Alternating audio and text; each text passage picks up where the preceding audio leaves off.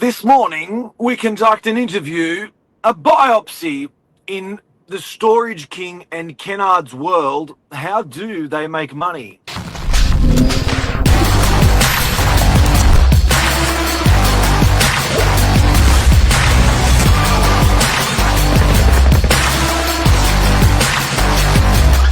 I'm the ringleader, so listen up. Is that David Attenborough with us this morning, is it? Yes. The Serbian version of David Attenborough. How good, how good. Storage Thank King you. Kennards, make money. Mark, do you want to start us off?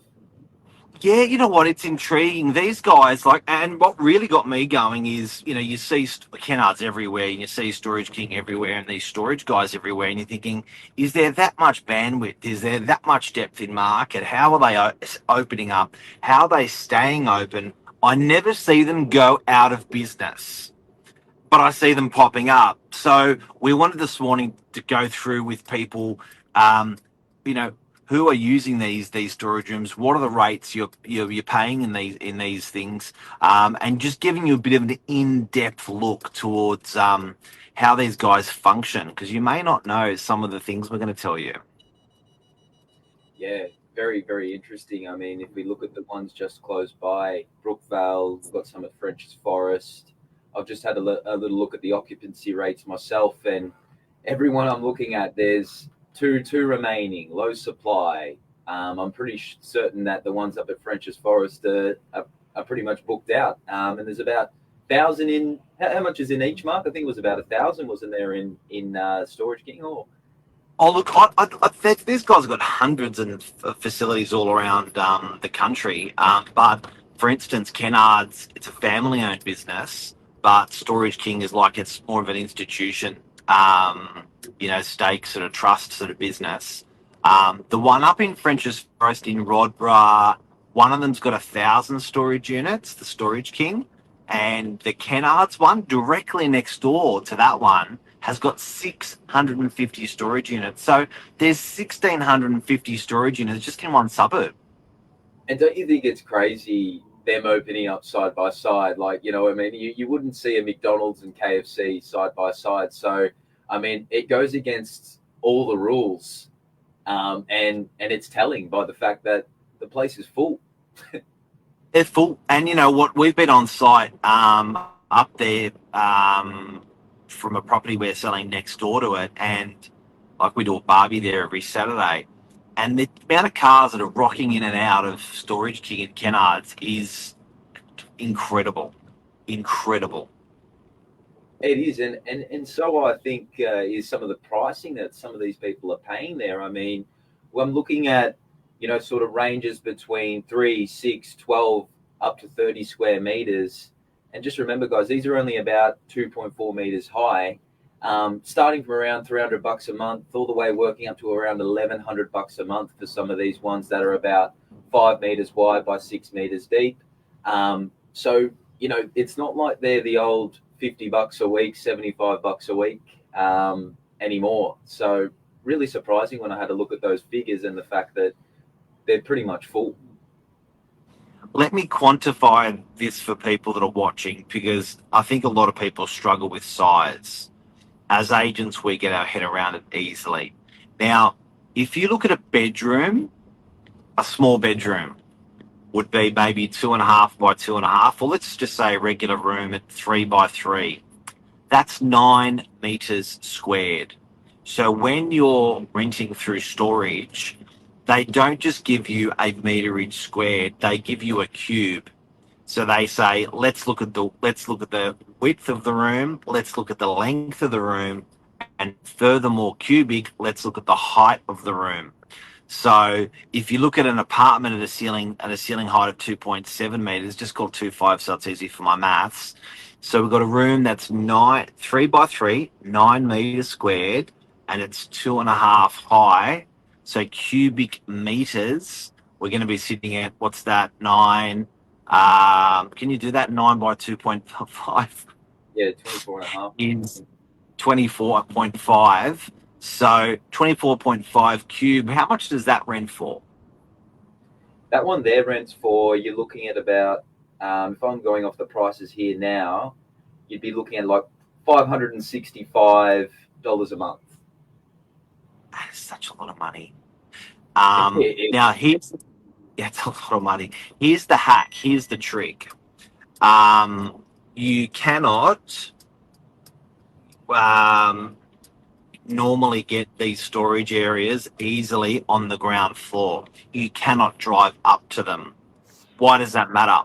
If I'm going in and out of them, I have to get in a lift or stairs every single time. So you've got to look at whether you're ground floor, whether you're third floor, fourth floor, how far at the back you are. Yeah, that's a massive point. The accessibility definitely plays a role in that. I know for myself, I have a an older lady that I look after, and sometimes she needs some things moved between places. And you get in the lift, you go up, get your number, you're down at the back right hand corner, you're back in the lift down. So, if you've got a full storage unit, it's a few trips between exits and entries. It is. Now let's talk more about these guys. Who owns these guys? So the Kennards family is behind the Kennard storage, obviously, but not obvious for some.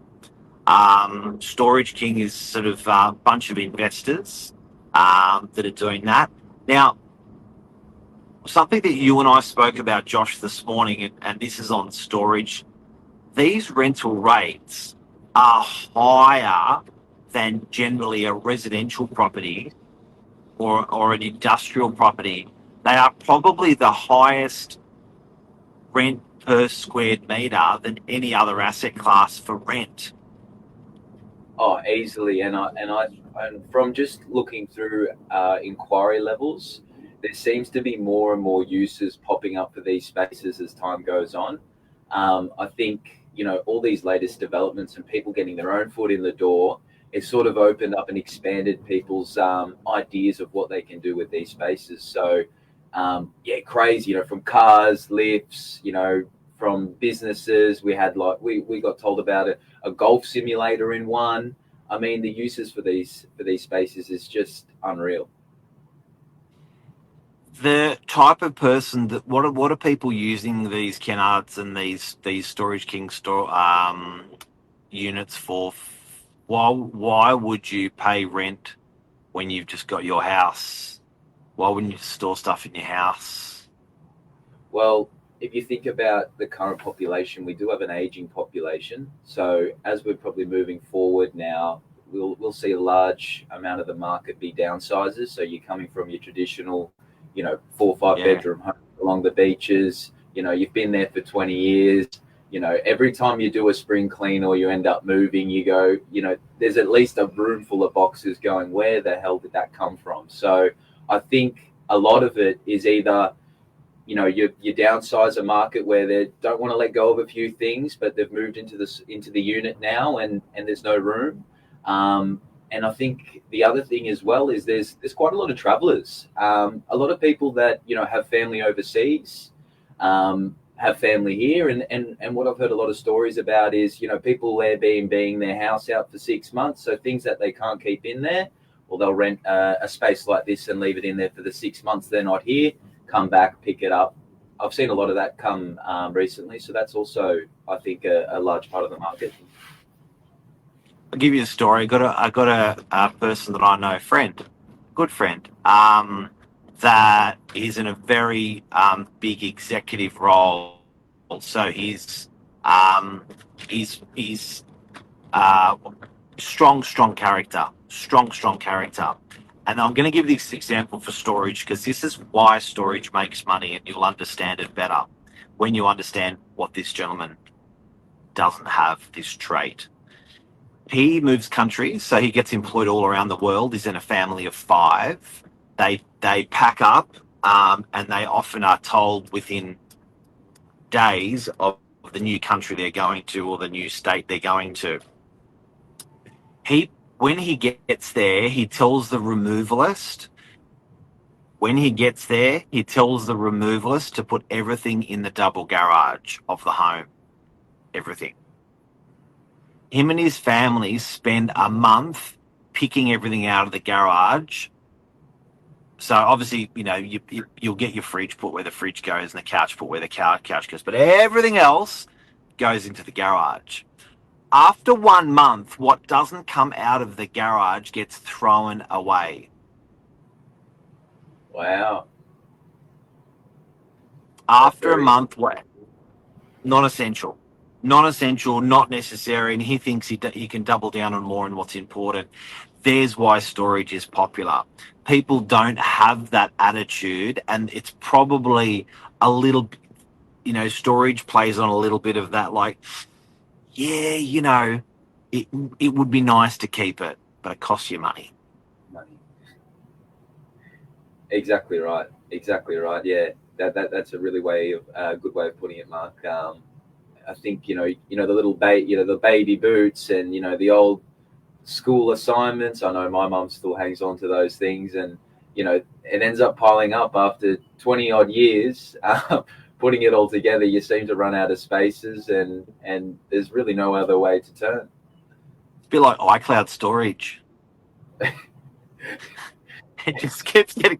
It's like, yeah, no, I really want to keep those photos or whatever, and it's like you just keep paying more and more. Oh, I've got a customer that uses one only for Christmas decorations. So she's big on Christmas. Doesn't want to keep the husband doesn't want to keep it in the house, so she rents the storage unit just to throw in the old Christmas decorations, and then every 1st of December heads over, collects all the goods, and ships it all back over home and does her setup, and then end of halfway through Jan, it's back in the storage. Oh my god! So we're going to sign out, and can we sign out before we go on the rates? The rates that people are paying, for instance, on the Northern Beaches, French's Forest, for a storage unit, and let's quantify it. I'll ask you it this way: if it's as big as a garage on the 3rd floor, what would I pay? So what's that? 13 meters squared. Again, a large car garage, you're looking at about $1,010 per month, and that's level 3. $250 a week, level 3. There you go. Wow. Okay, next example. The size of a bedroom, which is 3 by 3, on the 3rd floor again. What would I pay? 2nd floor, 4th floor, whatever. 3 by 2, which is the closest to it, you're paying $405 a month, and that is one on the ground floor. So that's just showing you, Mark, there that you do pay for that access. Because that's about a third of the size for the one that was paying $1,010, but half the price. Wow. So again, another big thing. Yeah. So an ultra small bedroom one you can almost not get a bed into, on the ground floor, it gets about 120, 110 a week. Okay. What's the smallest area they'll rent? The smallest area they'll rent is a 1x1 for $37. This is a locker, not an actual room, a locker. A 1x1 locker? $37. A walk-in robe, $245 a month. A large closet, $185 a month. Walk-in robes, like a walk-in robe is even $405 on the ground floor. It's insane. And Absolutely. They are full. They are full. You know what? It's two wonderful businesses supporting our communities across Australia. Well done to Kennards for identifying the market and building on that market. Well done to everyone that's doing these guys. And there's obviously a huge need to it.